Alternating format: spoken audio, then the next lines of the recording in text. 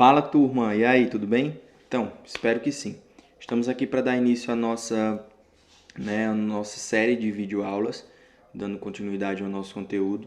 Não é da forma que nós queríamos, mas a tecnologia está aí para isso, certo? Para nos aproximar. Antes de iniciar, eu queria deixar a dica para vocês. Tentem criar essa rotina de estudos, Separem um cantinho aí o mais silencioso possível na casa de vocês para vocês acompanharem as videoaulas, fazerem a resolução dos exercícios.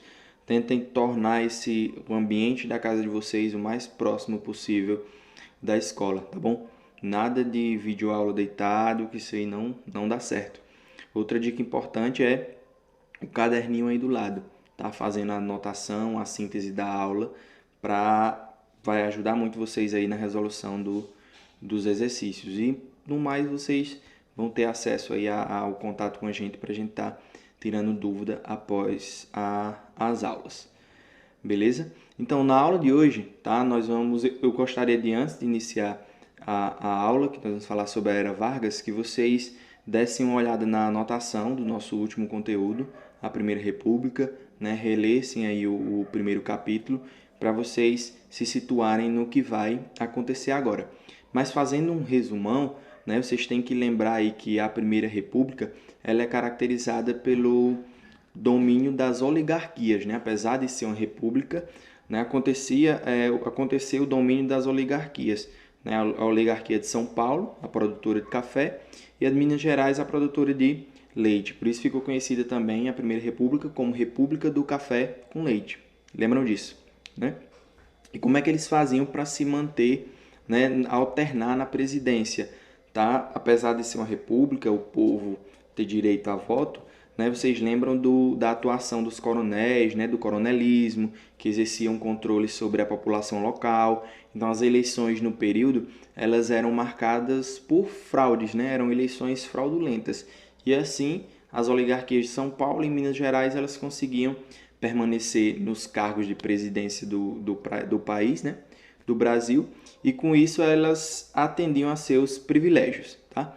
Então, aqui, vamos iniciar no nosso conteúdo, a gente vai ver primeiro como era a sociedade da época, como estava organizada a sociedade da época, Nós tínhamos várias classes, Nós tínhamos na população urbana, os grupos de ex-escravizados, tá? Que eram aqueles que tinham conseguido lá a alforria, com a abolição da escravidão, e reivindicavam uma melhor inserção na sociedade. Que vocês lembram que com a abolição da escravidão, o negro ele deixou de ser escravo, só que não teve nenhuma política pública voltada para inserir esse negro na sociedade. Muitos ficaram marginalizados, nas ruas, enfim, não conseguiram se inserir, não teve nenhum tipo de política pública para que eles se inserissem na sociedade. Essa era uma das principais reivindicações dessa classe. Tá? Nós tínhamos os operários, que era uma nova classe que estava surgindo no Brasil com o advento da indústria. Nesse período, vocês têm que ter em mente que o Brasil era um país que estava iniciando o seu processo de industrialização. Então, com isso, fez com que surgisse essa nova classe. Tá? Até antes disso, o Brasil ele era um país basicamente agrário. O que movimentava a economia do Brasil era a agricultura. Tanto que as oligarquias que ficavam no poder lá era o café, principalmente, tá? E tinha a pecuária, no caso, com leite, certo? Então surge essa classe de operários, tá? Com as indústrias que começam a se instalar no Brasil.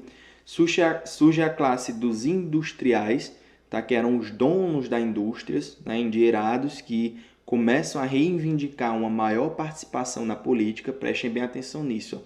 Essa classe vai ficar muito insatisfeita com o privilégio que o governo dava para a parte da agropecuária, da agricultura e da pecuária. Mas por que o governo dava mais privilégio para esse setor da economia? Porque quem estava no poder eram as oligarquias, de São Paulo, produtora de café, Minas Gerais, produtora de leite. Então, óbvio que o governo iria dar um privilégio maior para a parte da agropecuária do que para a indústria. Então, essa classe que surgiu, dos industriais, dos donos das indústrias, vai ficar insatisfeita com esse privilégio que é dado para o setor agropecuário na economia brasileira. Então, anota isso aí que é importante. para a gente entender como é que vai acontecer, como é que vai chegar ao fim da Primeira República. Né? Temos também a classe média, né, como uma das camadas urbanas, que eram aqueles que vinham melhorando sua condição financeira, e com essa melhoria de condição financeira vai querer mais prestígio dentro da sociedade, vai querer uma participação maior na política.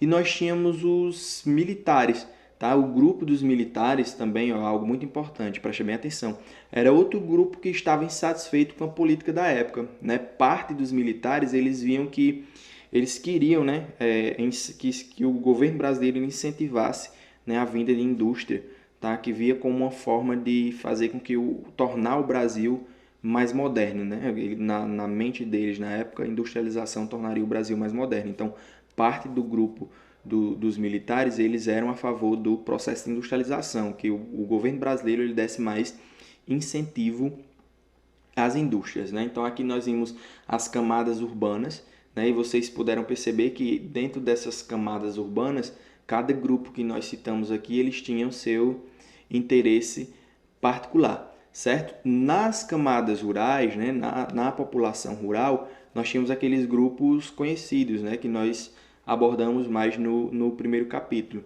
certo? Que eram os coronéis, né, que eram pessoas de muita influência no interior e eram os responsáveis aí por angariar votos no seu curral eleitoral, né? Lembra lá do voto de Cabresto, para os governantes, né, para os candidatos, por isso que sempre se mantinha no poder lá São Paulo e Minas Gerais, certo? Nós tínhamos os líderes religiosos, tá? Lembra dos movimentos messiânicos também, que nós vimos antes, tá? Então nós tínhamos os líderes religiosos nas camadas rurais, nós tínhamos os trabalhadores rurais, tá? Que eram aqueles que trabalhavam lá na agricultura, no campo, e nós tínhamos o grupo que estava surgindo também, que nós vimos que eram dos cangaceiros, né, que surgiram aí como uma forma de, inicialmente, de combate a essa opressão do coronelismo no interior, tá? Depois vai ser visto muito como um movimento conhecido como banditismo, certo? Então, essas eram as camadas sociais, tá? Da população urbana e da população rural.